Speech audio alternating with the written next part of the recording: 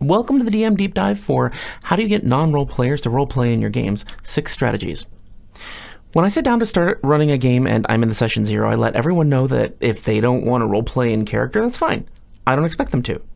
There will be times, though, that I will need to know how they communicate something to an NPC or monster. They can choose how they do this. Sometimes it will default to a roll of a skill to see how well they get what they want. Sometimes a player will be able to describe how they convey something or how their general demeanor seems. Sometimes not. As the campaign continues, players become more and more willing to roleplay, particularly if the DM or other players do so. It helps with the stage fright and discourages people from being intimidated by the group. And this is a key for all of us DMs or GMs or storytellers or marshals or Starfleet admirals or whatever you call yourselves in your games. The table takes our lead. If we describe what people see objectively, then the player will be more likely to describe their character's words, actions, and decisions from a third-person perspective. If we use immersive language, then the player is more likely to describe their character's experiences, feelings, and thoughts. If we roleplay openly as an NPC or a DM NPC, then players are more likely to vocalize as their character would and assume the role of their otherworldly counterpart. For example, if you're trying to describe the setting and there's a snowstorm approaching, you could say, your character looks out over the frozen tundra and sees a huge gray storm cloud approaching. It looks bad. Or, a blur at the edge of your vision draws your attention to the skyline. A light gray haze stretching as far as your eye can see. The already frigid air blasts hard against your face, stinging and numbing your cheek, portent of the storm to come. Which of these feels more immersive?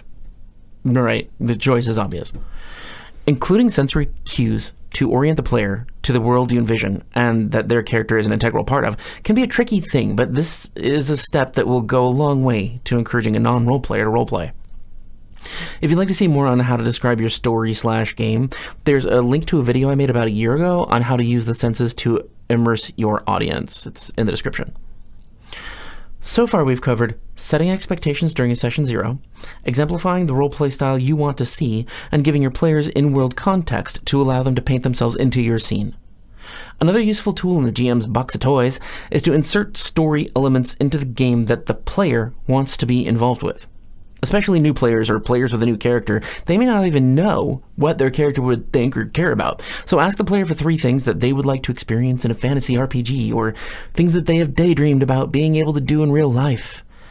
I know, it sounds cheesy, but with the right player, it's sometimes the only way to reach them. I had a player who didn't give a damn about his character until he discovered that he could take a prestige class in 3rd edition that would allow him to eventually disappear in a shadow of any size. Like, he just drop a blade of grass. He also read in a third-party sword and sorcery book that there's a goddess of darkness that will laugh aloud to a character who gets over 40 on a hide check. It may not have been my preferred elements in a game, but I was there to run a good game for these players. Sometimes you have to give up the story you want for the story that this particular group wants to tell. So I had him fight a ninja who just did buttloads of cold damage by touch, and when he beat him, he got an item that allowed him to make that kind of a check if he rolled well. Then he at least began role-playing when he snuck up on enemies, because to him, that was fun. It was always, boo, as he sneak attacked them through the heart. Or he'd drop a blade of grass and he'd go, as the description of what he's doing. I just had to know that that was a hide check. His character's identity was in hiding darkness and shadows, so we played that up even further. And he loved his character more as time went on. He eventually could summon 2 undead shadows, and he would audibly give them orders, even though he didn't need to. He wanted to be creepy and totally badass, and if that's what had to happen to get roleplay out of him, then that's what I had to do.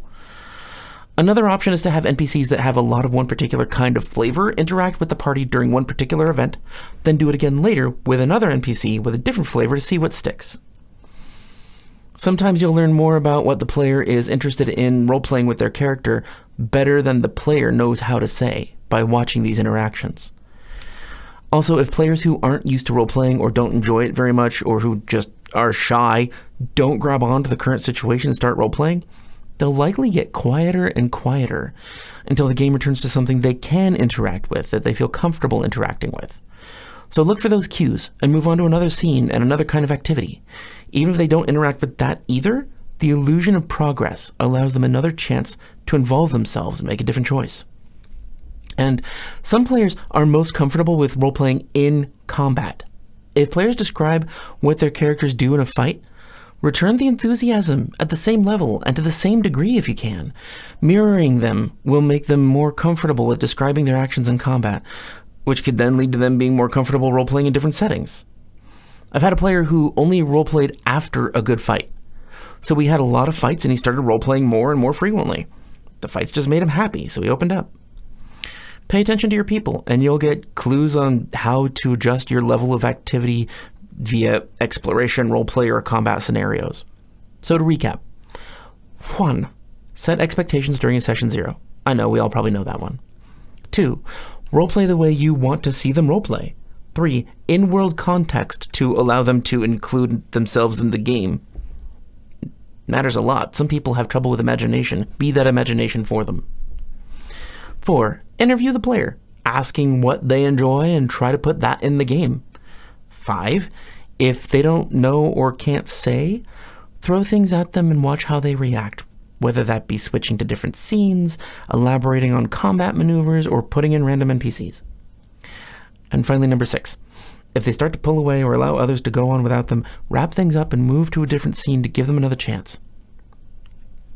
Follow these tips, and I guarantee that you will at the very least have improvement in the role-playing frequency, energy level, and quality from your players. Thank you for joining me for the DM Deep Dive. Keep your eyes out for the next one.